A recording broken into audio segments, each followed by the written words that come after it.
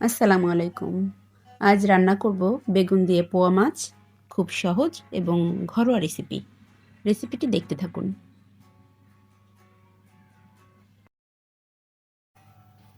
এখন পেঁয়াজ রসুন সব কিছুই কেটে নিব, কিন্তু আমি আগে থেকেই রসুন এবং কাঁচা ঝালটা কেটে নিয়েছি। আর এখন আমি পেঁয়াজগুলো কুচিয়ে নিচ্ছি, কেটে নিচ্ছি রান্নার জন্য। একটু এই যে রান্নার জন্য কেটে নিচ্ছি পেঁয়াজগুলোকে। ছোট ছোট কুচি কুচি করে কেটে নিতে হবে।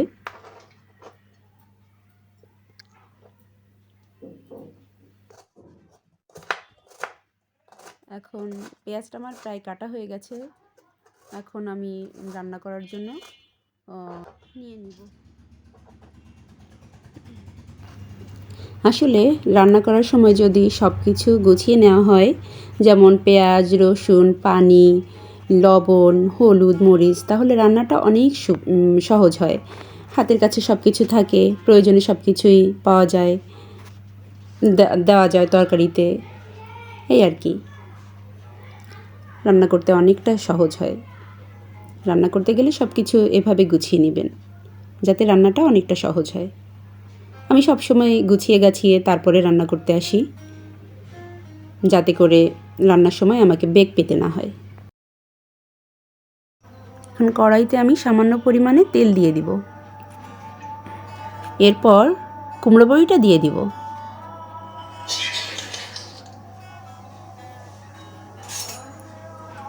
কুমড়ো বড়িটা দিয়ে এবার একটু চামচ দিয়ে নাড়ানাড়ি করে নিচ্ছি, আর কি খুন্তি দিয়ে ভেজে নিচ্ছি কুমড়ো বড়িগুলোকে। ভালো করে ভাজা হলে যখন কুমড়ো বড়িটা একটু লাল লাল মতো হয়ে আসবে, তখন হচ্ছে গিয়ে এটা রান্নার উপযোগী হবে। যারা কুমড়ো বড়ি রাঁধতে জানেন তারা ঠিকই জানেন এটা। এরপর কুমড়ো বড়িগুলোর ভিতরে আমি পরিমাণ মতো পানি দিয়ে দেব, যতটুকু রান্নার জন্য প্রয়োজন। এরপর আমি এটাকে ঢেকে দিব।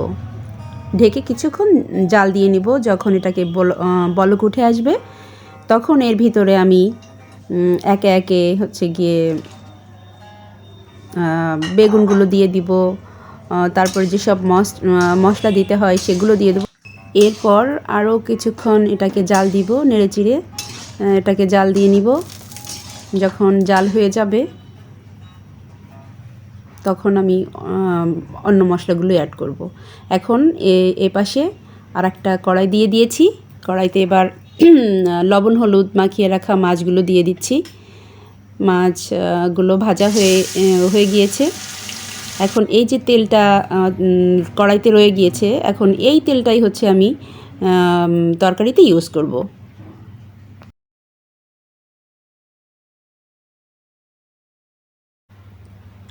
এখন প্রথমে দিয়ে দিচ্ছি হলুদ, তারপরে দিব লবণ, তারপরে দিব জিরার গুঁড়ো।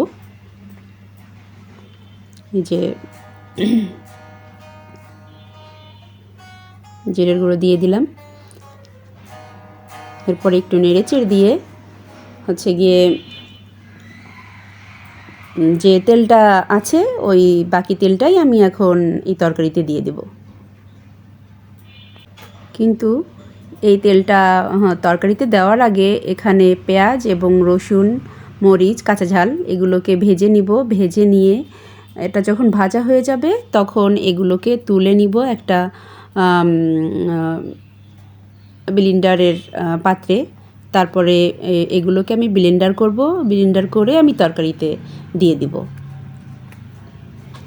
এভাবে পেঁয়াজ রসুন মরিচ কাঁচা ঝাল ভেজে যদি ব্লেন্ডারে ব্লেন্ড করে তরকারিতে ইউজ করা হয়, তাহলে তরকারির স্বাদ এবং ঘ্রাণ অনেক গুণে বেড়ে যায়।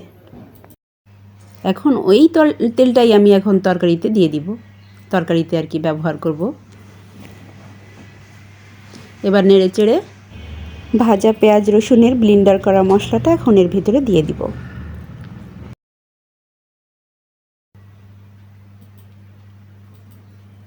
দিয়ে দিলাম। এখন একটু খুন্তি দিয়ে নাড়িয়ে দিব ভালো করে। এতে করে মশলাটা এর ভিতরে ঢুকে যাবে, খেতে অনেক সুস্বাদু হবে।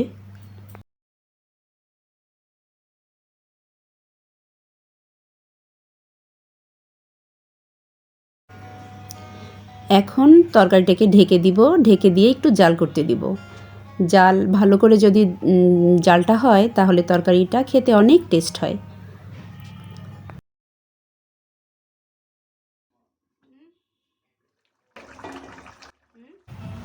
এখন ভেজে রাখা মাছগুলো তরকারির ভিতরে দিয়ে দিব।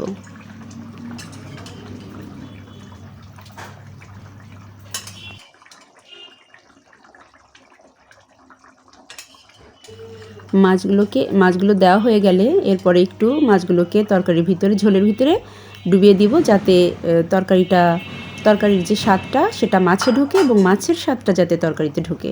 তারপর একটু নাড়িয়ে দেব, নাড়িয়ে দিয়ে তারপর কিছুক্ষণ পরে তুলে নিব। এই যে তরকারিটা কতটা সুস্বাদু হয়েছে, দেখতে লোভনীয় হয়েছে, খেতেও নিশ্চয়ই ভালো লাগবে।